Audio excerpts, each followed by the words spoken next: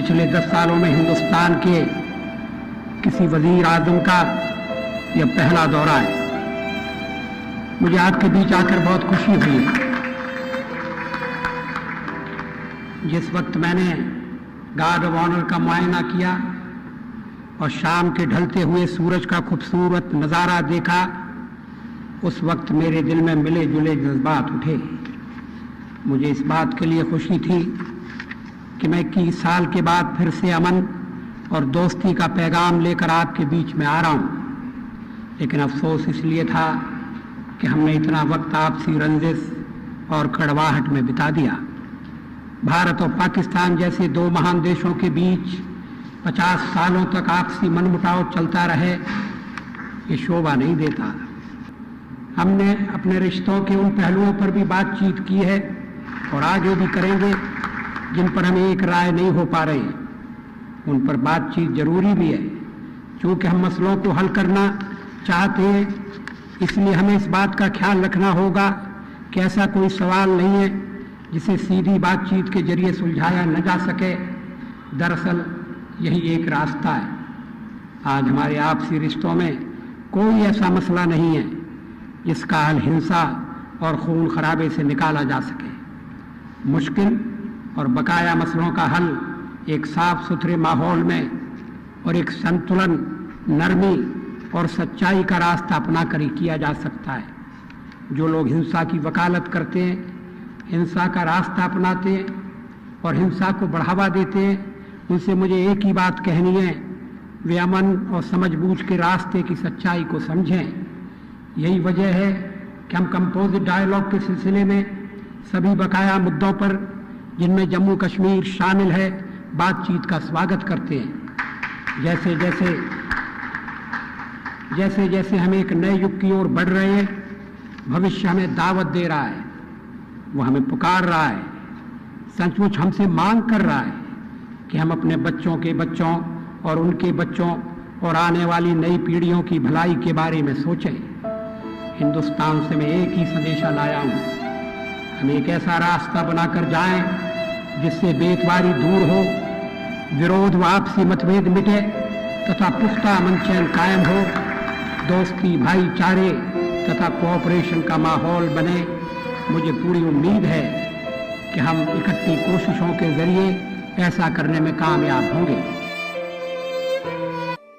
ओजस्वी भाषण, संवेदनशील कविताएं और जिम्मेदार जुबान के उस्ताद अटल बिहारी वाजपेयी का व्यक्तित्व भारतीय राजनीति में एक कविता का मानिंद ही है।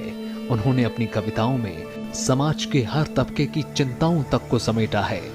उनकी कविताओं में जहां जीवन का सच और संघर्ष की बात है, तो कहीं विद्रोह और वेदना, तो कहीं बेचैनी है। जीवन के संघर्ष से लड़ना और चुनौतियों का सामना करने की उनकी जिजीविषा निराली है। टूटे हुए सपने की सुने कौन सिसकी,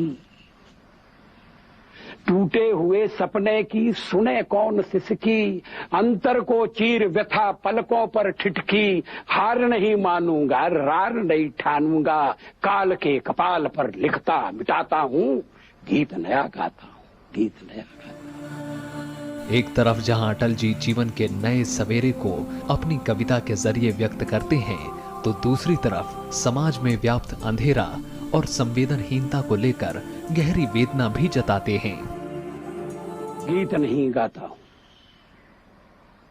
गीत नहीं गाता हूं, बेनकाब चेहरे हैं, दाग बड़े गहरे हैं, टूटता तिलस्म आज सच से भय खाता हूं, गीत नहीं गाता हूं, गीत नहीं गाता हूं। लगी कुछ ऐसी नजर, लगी कुछ ऐसी नजर, बिखरा शीशे सा शहर, अपनों के मेले में मीत नहीं पाता हूं, गीत नहीं गाता हूं, गीत नहीं गाता हूं।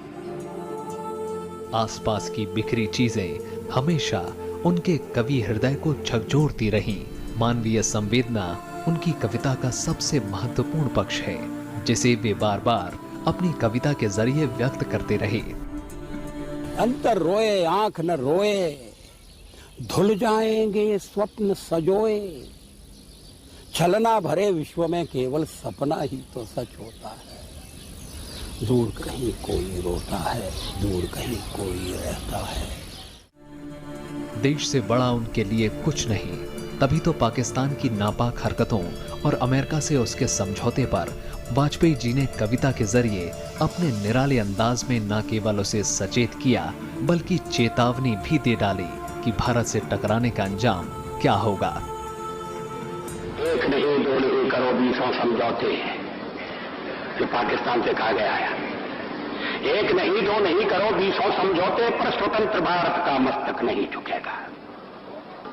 अगणित बलिदानों से अर्जित यह स्वतंत्रता, अगणित बलिदानों से अर्जित यह स्वतंत्रता, शिवस्वेद शोणित से सिंचित यह स्वतंत्रता, त्याग तेज तप बल से रक्षित यह स्वतंत्रता, दुखी मनुजता के हित अर्पित यह स्वतंत्रता। इसे मिटाने की साजिश करने वालों से कह दो चिनगारी का खेल बुरा होता है। इसे मिटाने की साजिश करने वालों से कह दो चिनगारी का खेल बुरा होता है। औरों के घर आग लगाने का जो सपना, वह अपने ही घर में सदा खड़ा हो। तमाम चिंताओं और दुश्वारियों के होते हुए भी अटल बिहारी वाजपेयी ने कभी आशा और उम्मीद का दामन नहीं छोड़ा। देश के विकास के लिए वे कविता के जरिए सभी को कदम मिलाकर चलने का आह्वान करते रहे। कदम मिलाकर चलना होगा, बाधाएं आती है आए, घृणय प्रलय की घोर घटाए, पांवों के नीचे अंगारे, सर पर बरसे यदि ज्वालाएं, निज हाथों से हंसते हंसते आग लगाकर चलना होगा, कदम मिलाकर चलना होगा। बाधाएं आती है आए, घिरे प्रलय की घोर घटाएं, पांवों के नीचे अंगारे, सर पर बरसे यदि ज्वालाएं, निज हाथों से हंसते हंसते आग लगाकर चलना होगा, कदम मिलाकर चलना होगा। हास्य रुदन में, तूफानों में, ये शब्दावली पर ध्यान दिए। हास्य रुदन में, तूफानों में, अमर असंख्यक बलिदानों में, उद्यानों में, वीरानों में, अपमानों में, सम्मानों में, उन्नत मस्तक, उभरा सीना, पीड़ाओं में पलना होगा, कदम मिलाकर चलना होगा।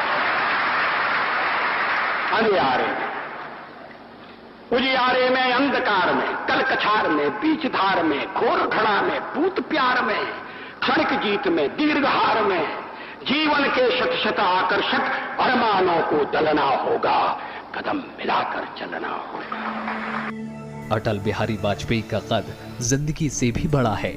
वो मौत की हकीकत को बखूबी समझते रहे, लेकिन इतने बहादुर कि मौत से ठान लेने में भी नहीं कतराते। अटल बिहारी वाजपेयी के शब्द ही उनका जीवन दर्शन बन गए हैं। समाज का कोई ऐसा कोना नहीं जिसको अटल जी ने अपने शब्दों से ना छुआ हो। उनकी लिखी एक एक कविता आने वाली पीढ़ियों तक न सिर्फ उनके संदेश और विचारों को पहुंचाएंगी, बल्कि हर दौर के लिए समसामयिक बनी रहेंगी।